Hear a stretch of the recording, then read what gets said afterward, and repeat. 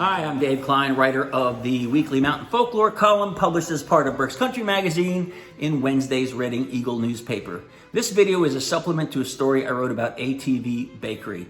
ATV Bakery holds an important part in my life and the life of my mother, my parents, her parents, my grandparents, and their parents, my great-great-grandparents, two of which I knew that came from the little town of Santo Stefano in Sicily.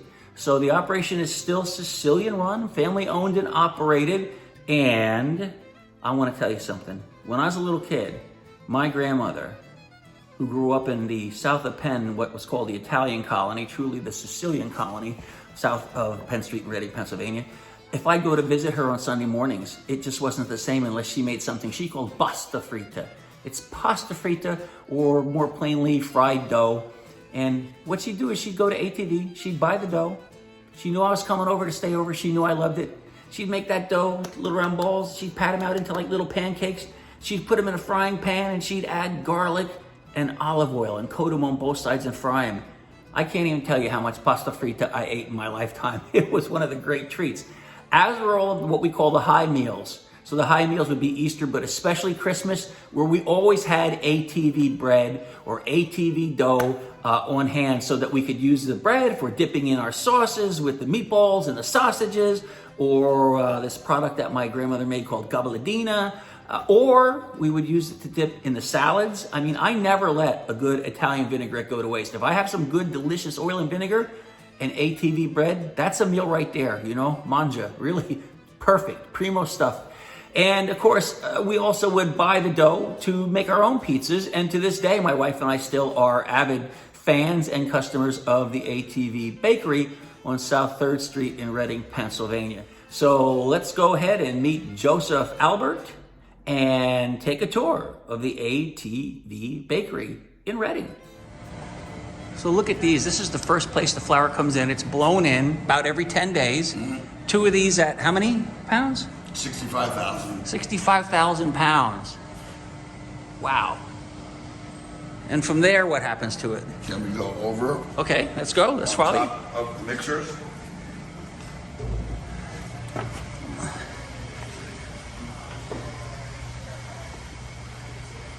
So above the mixers are the hoppers. Okay. We have digital scales. Yep. For the flour. We have digital scales for the water. Okay. And then we have our salt, sugar. Oh, so all the ingredients are down here. Okay, great. Fantastic. When we started working here, when we were like 10 years old, we got a broom and a wrench. And you cleaned and you fixed things. So now if something does break down, we're able to fix it because we've been doing it. So this is sort of a warehouse slash fix-it shop, tool shed. Yeah. Workshop up top, stores down the bottom. Gotcha. There's some machine parts in here. Also, there's dry ingredients, sugar, salt, cornmeal. So that's really important when you have machinery that's assisting you in production. The fact that you can more or less be self-sufficient and pretty much fix it yourself saves you. To. Especially if we deliver every day, or when we do deliver, we deliver the next day. Because we don't use preservatives, we can't just stop. Right. Don't worry about it. We'll deliver to you 2 days from now. You know, we can't do that. Yeah, yours is the real deal. So the shelf life's not as long, but on purpose. It's a fresher product. Correct. And it just gives it overall, it's better for you, and it just has a better mouth feel and bite. Yeah. It's better. Yeah. So what we do have, you see we had two mixers. We have two of the silos.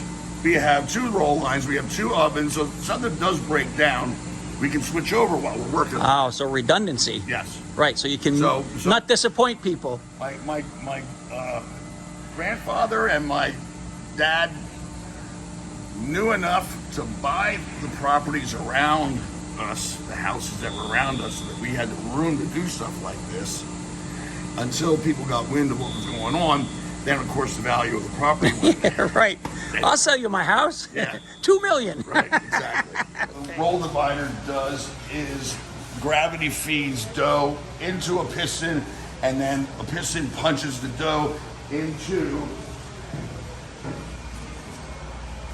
pistons that are in the rounding drum up here. Oh yeah, look at that. And those pistons will move in a certain amount, and that certain amount determines the weight of the roll. Okay. So, and then as it goes around, it drops it into the rounding drum, which then in turn rounds it as if you had that piece of dough in your hand and were rounding it into a ball. Now your forebears, the ones that started this, did it by hand, right? Before they had the machine. Can you imagine? No. Wow. No. So from there, we're dropping, so proof and rise mean the same thing. So we have your primary proof on the floor, your secondary proof in the proofer, where it'll rest, go for a ride for 18 minutes, and while it does that, the yeast is reacting and giving off gas, and then what we're going to do is we're going to take that dough ball and we're going to smash it down so the flavors remain inside, but we smack it down as if you were making pizza, and you let it rise, and then you push it down. Yep. So every time you push it down, it's kind of like wine fermenting. Yeah. So that you retain that flavor.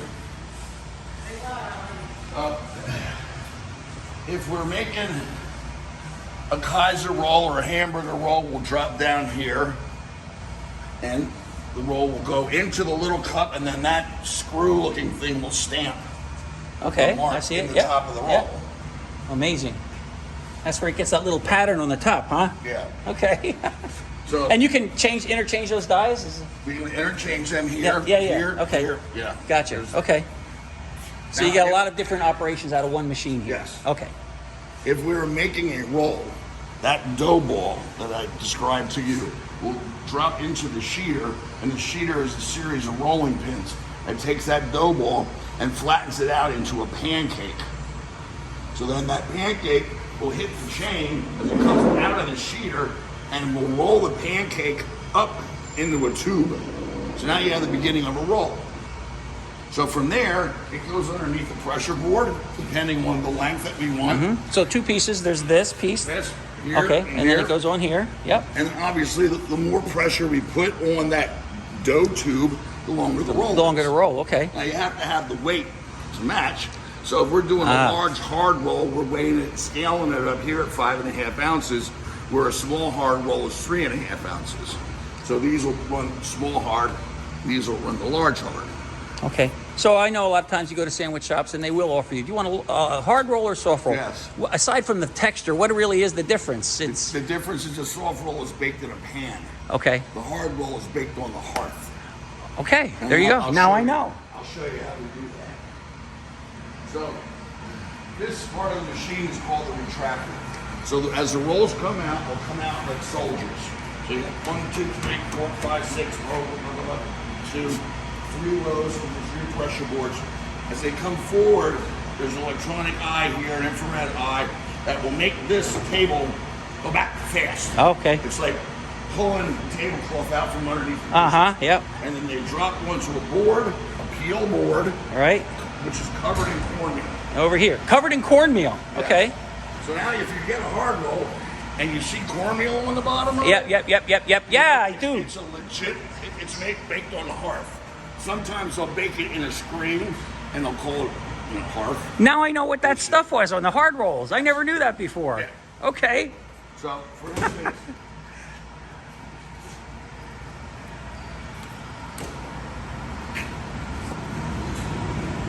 Oh, I see baby rolls. Oh, look at them all. Little baby rolls waiting to be enjoyed during the holiday season. these are large hard rolls. So what'll happen when these proof up or rise, we'll take them over to the oven and we'll put a cut in the top of them. And that way, by cutting the top, it tells the roll where we want it to open. It's going to open up somewhere in the oven because it's going to want to be like popcorn. So rather than blow out the side here and there, we give it this is a starting point, this is where we want you to open. Give a little helping hand. Yes. Awesome. And back here, nestled aside these rolls, are the Kaiser rolls. Look at these little guys. Row after row after row of Kaiser rolls. Yum. Okay, so we looked at that hard roll. I learned about the cornmeal. Now what about the soft rolls? And a soft roll is called a soft roll because it's baked in a pan rather than directly on the hearth. Okay. So instead of the roll dropping here onto a board Yep, where we just were. covered in cornmeal, out there. Drop into a pan that's on the racks, and I'll show you one of those here. Okay. Let's go into the soft roll magic kingdom. Oh my gosh. Wow. So here you have large soft rolls in pans. Yeah. Boy, I wish we had smell-o-vision with this because the aroma is incredible. Wow.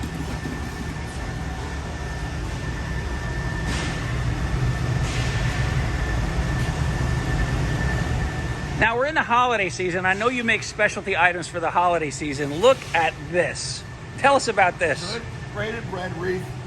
We'll bake it, we will decorate it, and then the customer will either tear it apart and use it like as dinner roll kind of thing, or they can slice it clean through and make a sandwich out of it. Oh, yeah, yeah. What a great idea. Some of the sandwich shops will buy it for that. Sure. Service. Those are fantastic. Okay. And those are what, like just $16 or something like that? 12. Just 12. $12 for that. Wow. I mean, that's fantastic. Okay, so we're going to go from the start of the soft rolls going in the oven in pans, and we're going to go 80 feet back to where they come out the other side. This is exciting because you hope when they come out the other side, they're that wonderful, wonderful, delicious ATV bread that we all know and love. Oh, so you have checking stations where you can kind of look in there and see what's... Watch, because it's hot coming out. I see that. Yep. Wow. Okay. Yep. So we're halfway. We have a nice color. Halfway through the oven. They've already got that little bit of brown going on. Yep.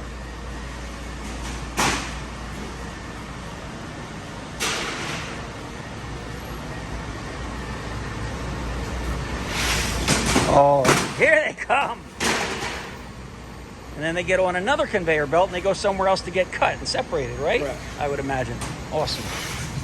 And here they come out of that area we were just at. They're going to make their journey across the space here in the hall.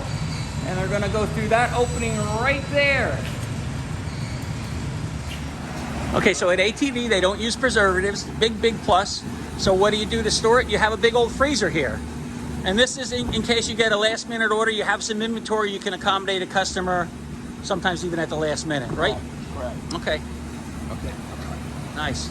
Well, this should give people confidence that you can freeze these products and they'll be okay. That's right. Yeah. You can. Because sometimes we'll get the dough up front And to make freeze it. that, that's right, and freeze it. Yep.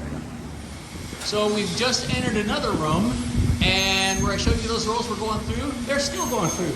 They're still on their way. They're traveling all the way across this beautiful bakery. And they're going around a bend up here. You can see them up there.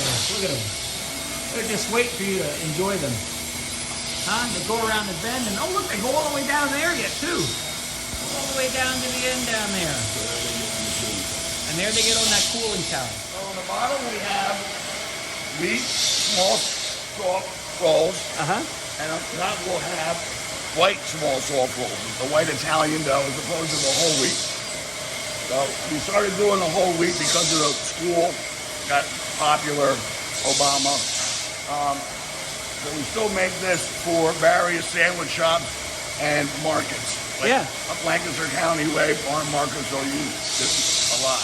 So those rolls that we saw up there that we followed through the whole bakery end up on this carousel. And just explain a little bit about what their journey consists of once they hit that carousel. They're there for so many minutes or whatever. It's like a dance. It's all timed out. Well, it's going to be 28 minutes on here. 2 minutes of waiting. We have 28 minutes here. And then the rest of the conveyor coming from the oven gives us a total of 40 minutes of cooling time. Okay. In the summertime when it's hot, there's an exhaust fan directly above it that we use to pull all that hot air out.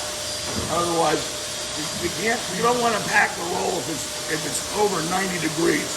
Then it'll want to sweat. Right. Yeah. So, okay, so let's go to the final step in the process then. We'll follow you down here. I see some of these rolls are being pulled off and put on little pallets here. And it looks like some of them are being all packed up and ready to go. So here's a blade that is in here. In order for the roll to get through here, we have to cut the top of it, which is what this is going to do. Okay. So it's going to put a cut right down the middle there. That this, you go through it and not tear the roll up. Okay. I do want to add that we are filming this particular video a couple days after the Eagles had an unfortunate loss to the 49ers. And so my friend's voice is a little raspy today, as is mine.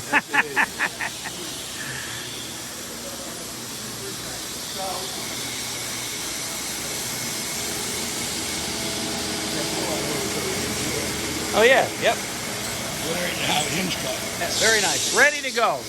If we're slicing hamburgers all the way through, you have a band slicer back there. That slices the roll completely through. Okay. Last step is for the soft rolls, they get bagged up here so they stay nice and fresh. They get put in that trademark ATV Bakery Incorporated Reading, Pennsylvania box, and off they go to happy consumers all over. Well, I hope you enjoyed our tour of the ATV Bakery with owner Joseph Albert. It was really wonderful to meet his family and to pause and think about how important his family's products have been in the traditions and customs and joy that our family shared during the holiday seasons and beyond. That's all for now. I hope you enjoyed it again, and see you next time out.